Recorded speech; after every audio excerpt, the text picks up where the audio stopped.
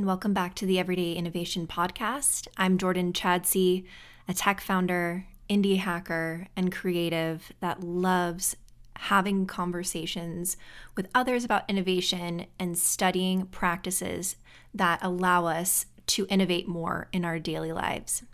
So before I dive into this interview, I wanted to just briefly touch on the relationship between resilience and innovation.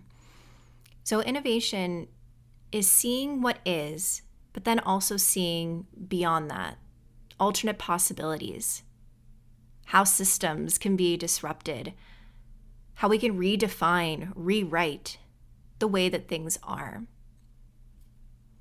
Life often throws obstacles our way. I think this past year with the pandemic is a perfect example of something that was so out of our control as collective society that we often just have to figure it out.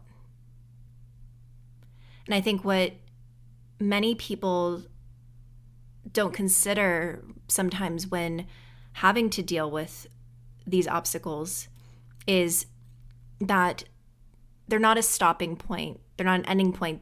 They're a point of growth, a point of reconsideration to think about, is there another way around this? They can be teachers in healing, give you perspectives that you may not have had, and create connections in the future with people that you may not have connected with in that way or been able to impact because you had that experience. And often these times can sharpen or illuminate your purpose because they become part of your story. And a huge part of resilience, and Katie mentions this, is being open to those possibilities, that you can transmute what you're going through and rewrite that story for the highest good of yourself and for others. And by focusing on the larger purpose that creates and the beliefs that you create from that, you really give yourself a North Star to continue to look towards, and you become more and more open to change and more receptive to what life throws at you. And on top of that, you become more willing to push the boundaries and be innovative yourself, because your control is not over your situation. Your control is over the decisions you make about those situations and where you'll be going from there. As you try to grow as an innovator, you're going to be asking for opportunities for growth. And most of them are not always going to be pretty successful, creative. It's going to be hard. And it's going to give you, again, those lenses that allow you to think differently. If we were doing the same things that led us to this point, we wouldn't be able to grow in different directions and see new perspectives. And then what you do from there is, again, make that conscious choice of what you'll do with that information. How can this serve you, or how can you serve it in the world by making the conscious decision about that next step? It's no surprise that some of the greatest companies, entrepreneurs, impactful human beings have stories of resilience. The decisions they made in these pivotal periods, even just the smallest ones, just to keep going, take that baby step forward, were the key to their success. And Katie is no exception to that. Katie DePaola is an author, speaker, entrepreneur, and the founder and CEO of the globally recognized training program Inner Glow Circle, a company dedicated to helping women entrepreneurs find their glow, greatest level of want, and live purpose-driven lives. Katie lives in Washington, D.C., but I actually met her at a Girlboss retreat a couple of years ago in Colorado Springs. And she really embodies the idea of resilience and staying open to possibilities. Katie had to battle Lyme disease, losing her brother at a young age, dealing with heartbreaks and broken relationships that really altogether could have taken her life in a completely different direction. But as she details in her book, At Least You Look Good, she has this healing journey that is very inspiring and shows her evolution in how she changes how she thinks, what the possibilities are, what the alternatives can be, and how she could rewrite her story to help others find their own resilience. I wish we could have covered more in this specific conversation. This one was actually on Clubhouse as well. We didn't take any questions, but I hope that you will check the show notes and get her book, read through it. There's so much more gold in there, but we do touch on a few things in this conversation, which include how to think about hardship, questioning your experience, considering possibilities, creating the meaning behind those, writing and rewriting your story, and finding those practices that get you through when things are tough.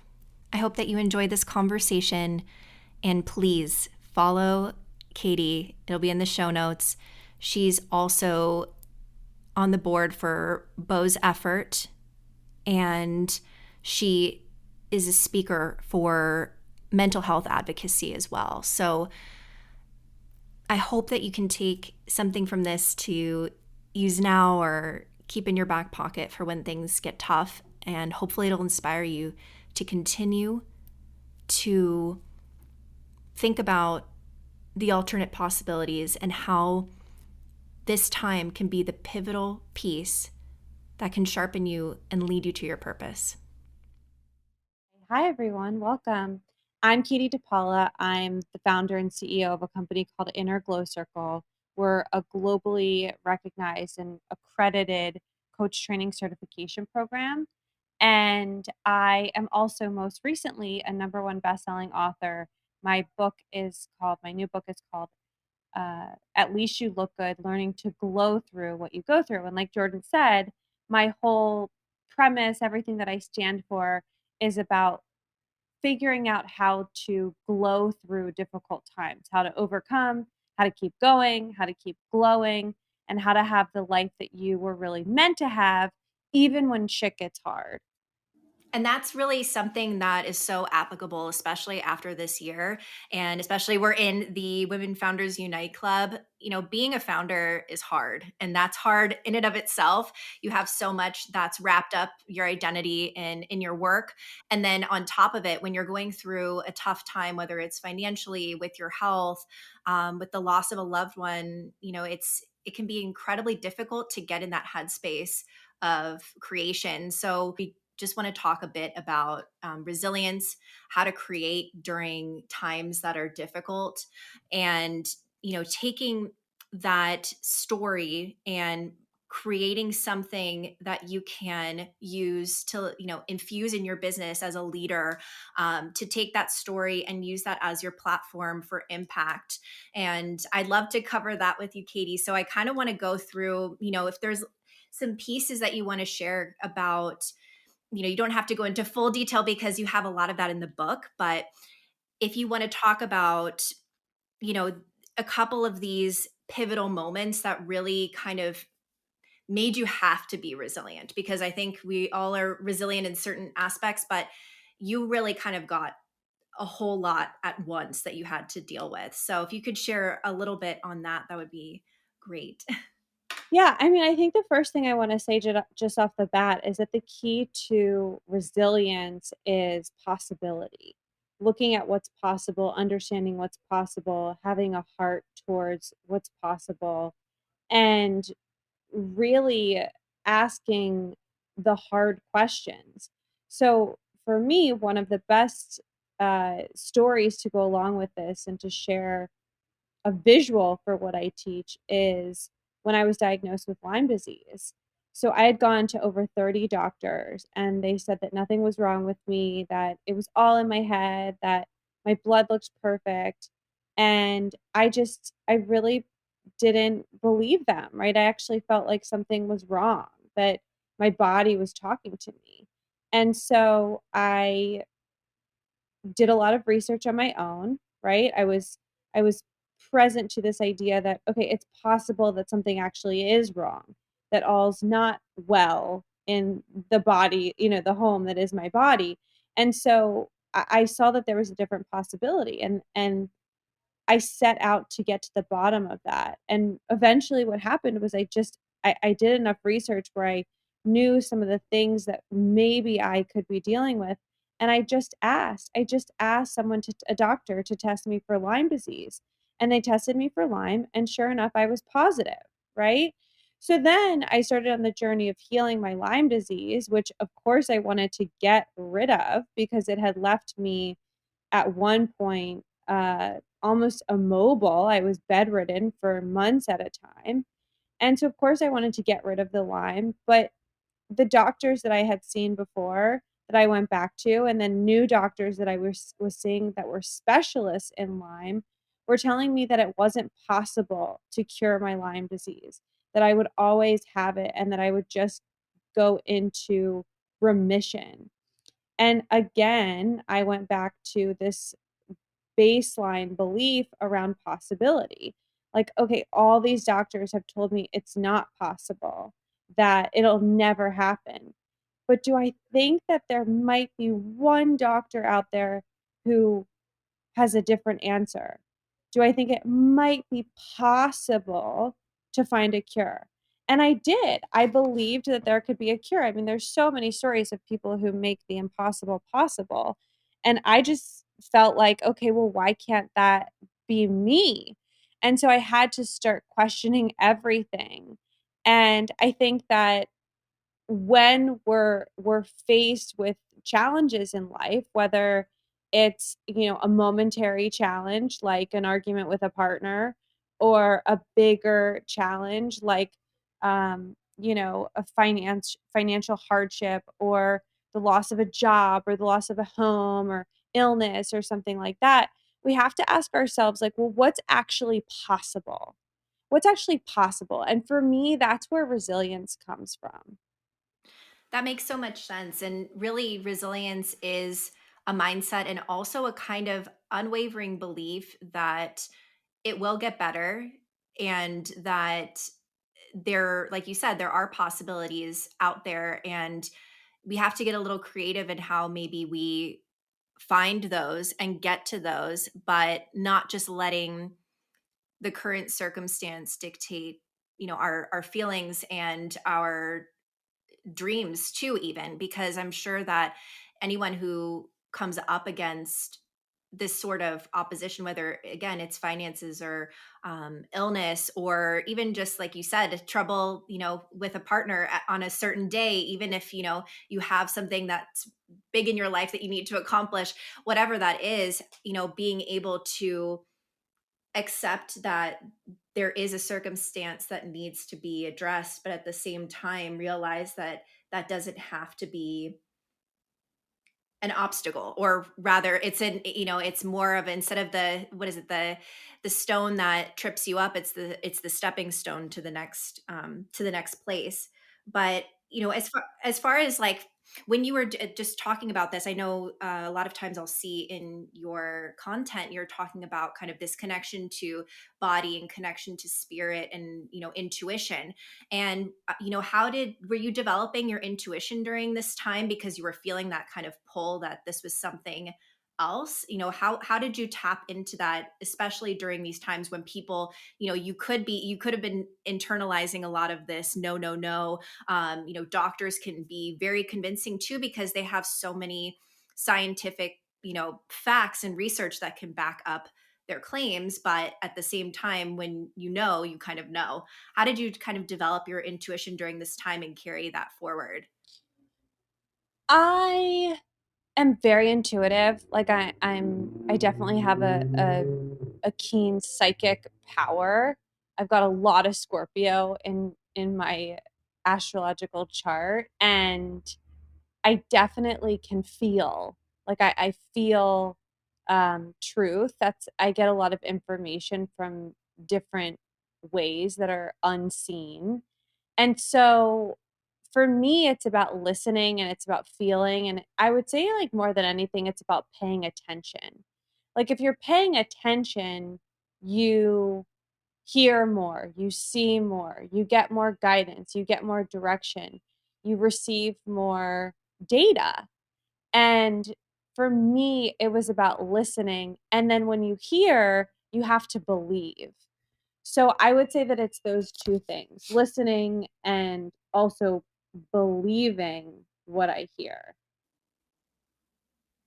Yeah, that makes sense. And I think, a lot of people, part of that resilience is staying attuned to that, staying in the present, and like you said, listening and being open to hearing that intuitive nudge. However, I know different people get it in different ways, whether it's a gut feeling or a download that they get while they're working on something or doing something else or being creative, and something just kind of flows through, some answers.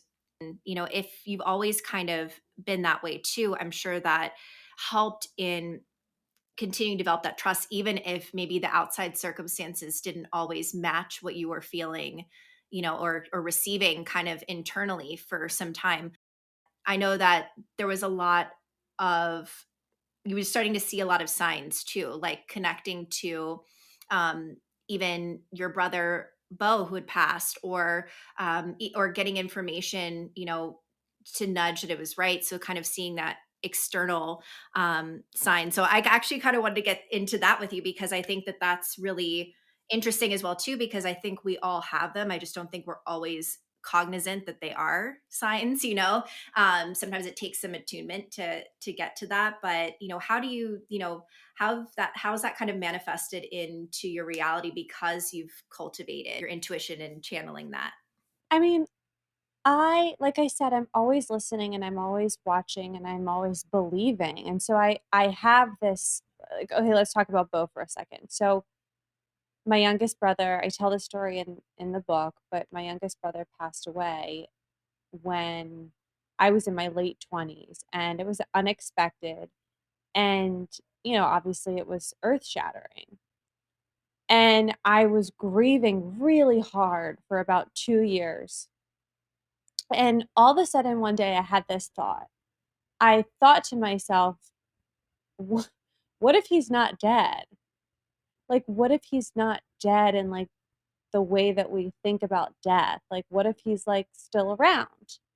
And I had had many opportunities and experiences where I felt Bo around me after he passed, or I would see different signs or different numbers, or like I would see the number, like the day that he passed, on like license plates, right?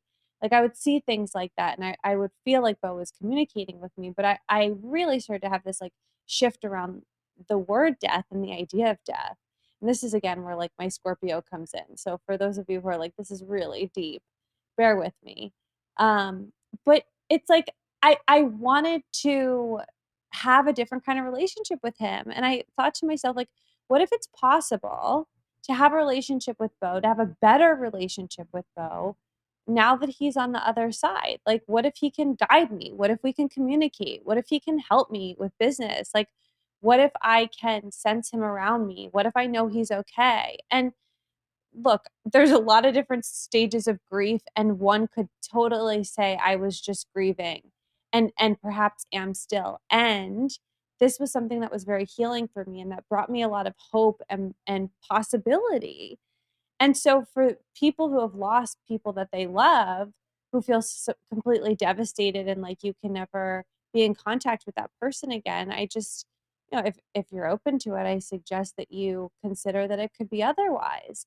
And I have a lot of practices, some I share in my book, but or I kind of share, you know, I share with the reader as I'm actually doing them, but like I will write Bo letters and I can feel his answers to me when I ask him questions, or like I can hear his laughter. And to me, it was about really challenging the norms, really challenging belief systems. So many people told me, like, you'll never get over it. you'll always be, in so much pain. Um, the pain never goes away. And honestly, I just was kind of like, screw that. Like, I certainly miss my brother, and I still will, like, randomly cry, and if a dog dies in a movie, like, I lose it, right? Like, it's not like I'm not feeling what happened. I do feel it really deeply, but I also have this, like, different perspective that, you know what? I actually believe Bo's still around, and I believe that he's guiding us, and I believe that, we've kept him alive through Bo's effort, the foundation that we started in his name, and I believe my brother has a huge legacy. I believe that he has a lot of work to do. I believe that he was guiding me in finishing my book, right? So, for me, resilience is about possibility is the how of resilience. And resilience is about asking yourself what's possible, what could be a different way, even when everyone around you says, no, that's not how it is. You get to create your own world. And just because, hundreds or thousands or millions of people have seen it one way, innovation, if we're going to talk about everyday innovation, like innovation is being able to think differently, and that starts with yourself, just questioning your own thoughts at a very basic level. I think most of our life experience is either through the lens of what we create or the lens of what has been already given to us. And I think that it's our job in life to determine what works or doesn't work for us. And I think that, the thing is, there's so many things that could be, and I like to entertain all of them because honestly it gives me more peace than thinking that there's even one answer. Um, but being open to looking at, your life, what the good, the bad, and making your own making your own experience out of it. Because if you showed up, if you believe in, in souls, whatever consciousness, you're here to experience the universe as it is from your point of view, from your life. So, the fact that we put so much weight on, the experience of others or how they've done something. We're always looking at how someone built a business, how someone had a relationship.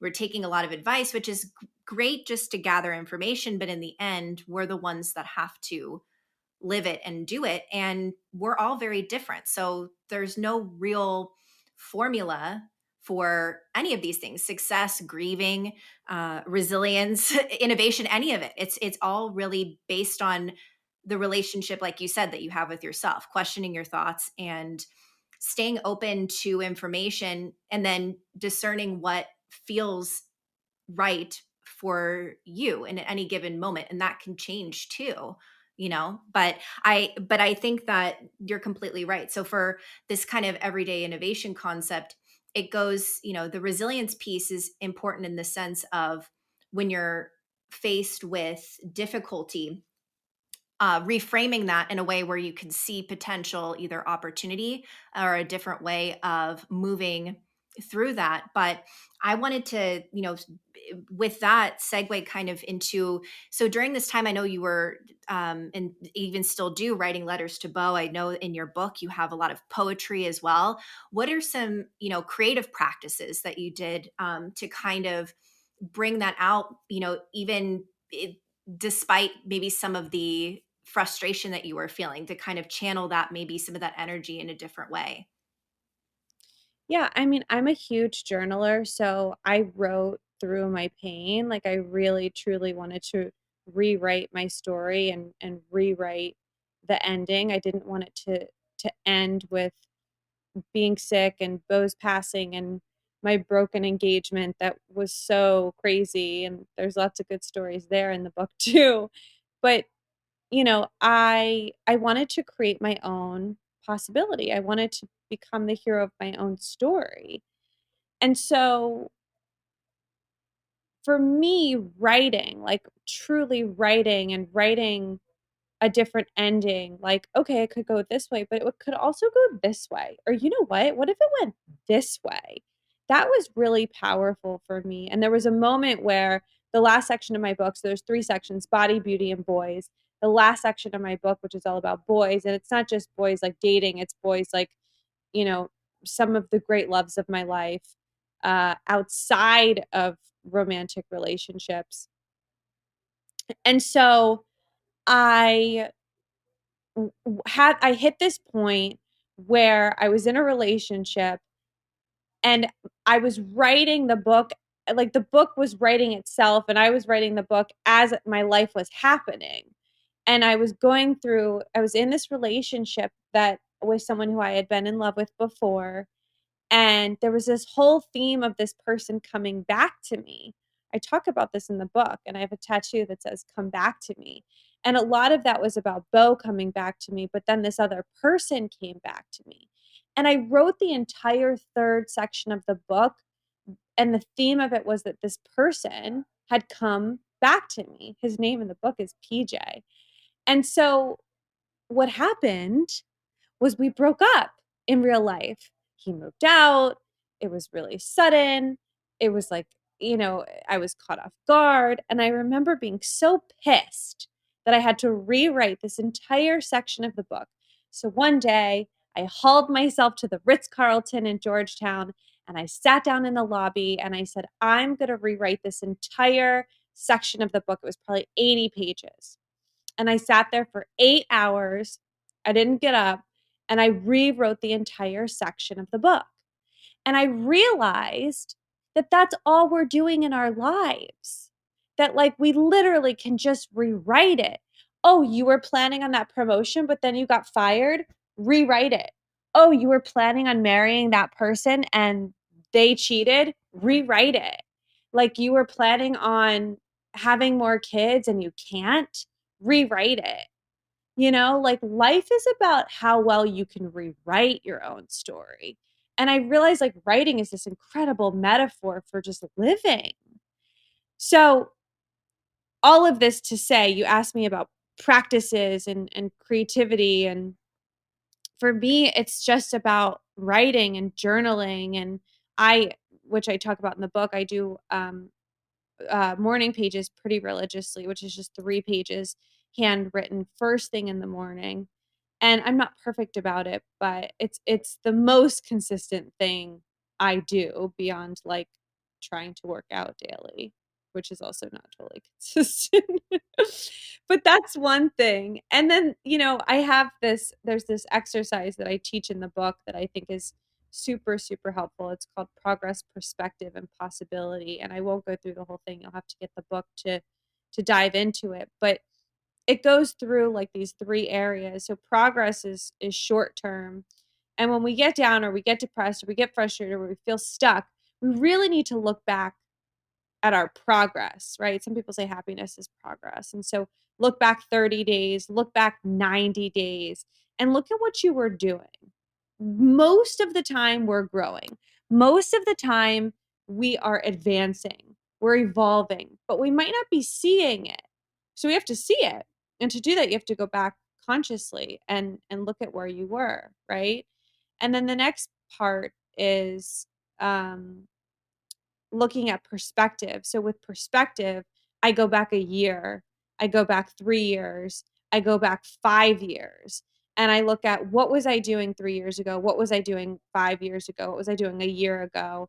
And I look at that piece to understand, okay, let me get some perspective here, right? Because progress is short term, perspective is higher level. And I love this exercise. And for me, it's very creative to look at like where I was in my life.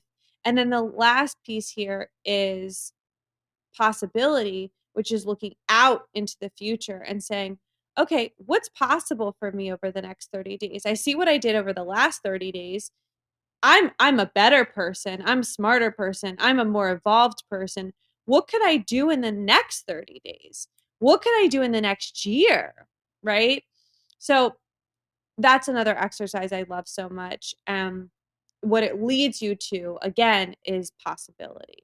It's such a great exercise strategically just in life design, really, because you're kind of mixing a bit of that creative strategy, but then I love the piece about the writing aspect too, because I think we all do this in some respect, whether we're cognizant of it or not, is we're always writing what that story is. And a lot of us are very negative with our story.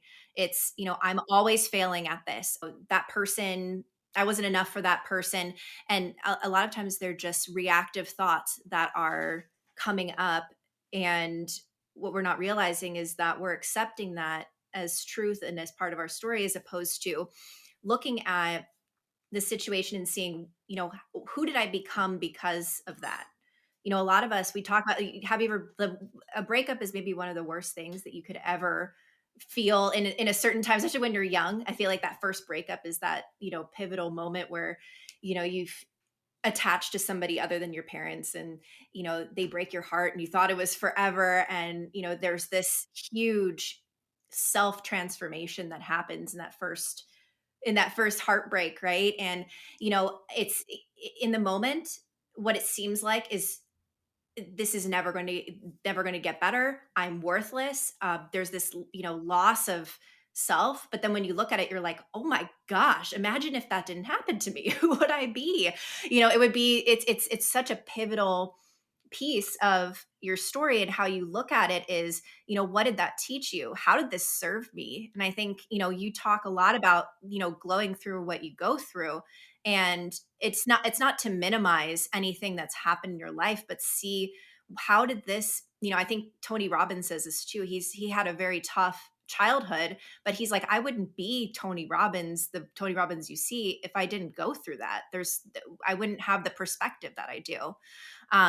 So I love that you're sharing that too. And I think it is important to celebrate a lot of those wins as you go along. Literally, I'm looking at a board that's next to me. I wrote out a few goals for the next probably 90 days or so, like you were saying. And I have a thing next to it that just says wins, because I think what I'll do is I'll focus so much on what I didn't accomplish. And instead, I want to put some wins in there, even things that weren't on the other side of the board. It could be something that happened that I got through. But being able to reflect in that way, I think, makes you so tuned into your story. And I think when a lot of people, and you can speak on this, you do so much life coaching too, and you're also coaching life coaches. So I think a lot of people ask, like, what is my purpose in life? So does this kind of fit into a lot of that? Is this kind of evolving, evolution of a person rewriting constantly? How does that feed into when you are helping somebody kind of discover their story or their purpose? Yeah, I mean, I really believe that your purpose is to get paid to be yourself. So that's going to mean a lot of different things to a lot of different people. But the question to answer, or the questions to answer, are: one, who are you? Who are you? What do you love? What's important to you? What makes you happy? What makes you tick? What annoys you? Right? Truly understanding who are you in all of your quirks. And then two, if you could get paid to do anything, what would it be? What would it be? Right? So getting paid to be yourself means doing what you already love. I think that's what our purpose is, because we have to make a living. It's the world that we live in. And being yourself is the only thing that you can really do. So you have to find yourself, and then you have to find a way to get paid to be yourself. To me, that's the greatest joy. And that's really the purpose of this life that we're in.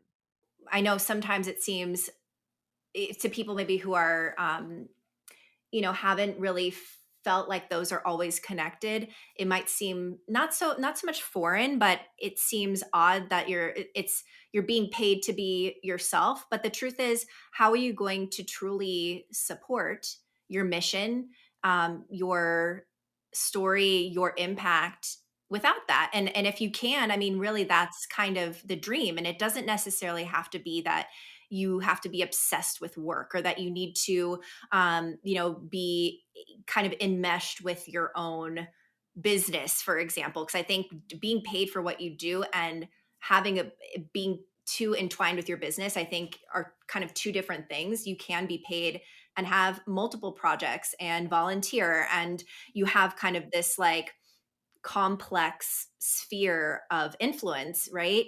And, if you're guiding somebody and you're working through, you know, creating that story with them or maybe rewriting that story, how can they take that story and use it in their leadership or in their business? Like, how can they infuse that into that so that it can help them? How would you kind of advise them to continue working through that and bring that into their business or their vocation?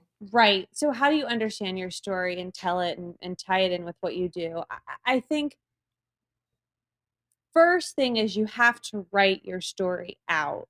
That's what I really feel is so important. And for me, it took years. It took years of writing my story out, literally into a book, to understand what the heck happened and what my story was. Like, there's always a hero's journey. And if you want to tie your story to your business, which I think is the new way, then the way to do that is to understand your hero's journey. And where does your business tie in? How did your business save your life? How did your business make your life? Right? Like, how are those things actually connected? And what are the themes of your life? And what are the themes of your business? And how do those things dance together? So I think it's writing out, the arc of your story and then finding little moments, examples, micro stories to illustrate the values or the points or the premises or the things that you really want people to get. So, for example, we just did this, but when I tell you that I went to 30 doctors and 30 doctors told me I would never get better and that there was no cure for Lyme disease, but I didn't even tell you the end of the story, which is that I found a doctor who was like, "I can cure you. This is what it's gonna look like."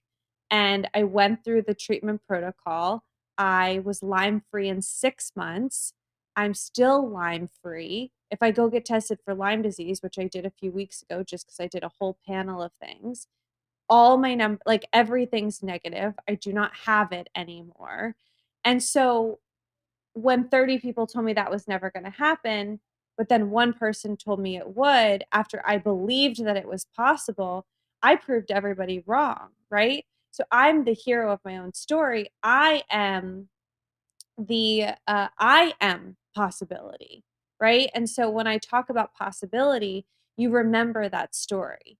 And hopefully, my hope, my prayer is that when you're in a shit storm or when you're facing a wall or when you've got doctors telling you one thing that you don't want to believe, that you remember my story and that you think, you know what? What if it's actually possible? What if it's possible to find a cure? What if it's possible to find a husband? What if it's possible for me to get pregnant? What if it's possible to get out of this situation, right? Whatever it is. So you don't need to have the same situation as me. You just need to understand my arc with possibility, my story of possibility, right? And so that is what I think uh that is how I would advise someone to use story in their brand and in their business. Recording your stories, even in some sort of way where you can kind of document it and remember. Because I think sometimes we have selective memory, over a certain period of time. That's why we do need to kind of review our growth, because there are these micro stories, like you said, that will lead us to a lot of answers, because a lot of what the insight that we gain comes through experience and being able to have felt through a particular situation. That's where a certain empathy comes in, I'm sure. Even in coaching, when somebody, it doesn't even have to, like you said, be the same situation, but they can take your example and apply it to their particular situation, and having that same empathy of, that that's incredibly difficult, and it seems crazy, but it's not. And you we're open to it. And unfortunately our brains are not the most friendly with with having this kind of information that seems incongruous between what you're kind of what you intuitively feel and then what you're hearing. But at the same time, how many times have we proven things that were impossible are possible? So that's when you're innovating, you almost kind of always have to be in that state of being open to all possibilities, and even ones that seem so far-fetched. And the good thing about it is we don't always have to know the how right away, because that kind of unfolds over time. You just have to be open to the next decision. When you were writing all of this, when were you making that decision of, I now want to turn my story into a story that I'm sharing with a lot of people in a book form? How did you decide to create this kind of memoir? How did you decide that that was going to show up in that form as well? Huh. I I was writing the whole time, and I had planned to write a book, and I was sort of writing like a more surface level self-help book. And then all this shit started to happen, so I started to write, and it was a lot deeper, and it was a lot more raw, and it was a lot more real. And so I just kept going. I just kept going, and I started to realize that maybe I had a deeper story to tell. And I kinda just surrendered to that and said, "If I meant to tell this story, then, let it be easy, let the words come." And they did, and I just, like, knew I was writing a book, like, it sounded like a book. I would be writing in my journal, and it sounded like more than just my journal, and that was kind of the key for me. It's that feeling that something is coming through, and just letting it happen, and being open to it coming in the form that it will. And you see it because you're doing it right.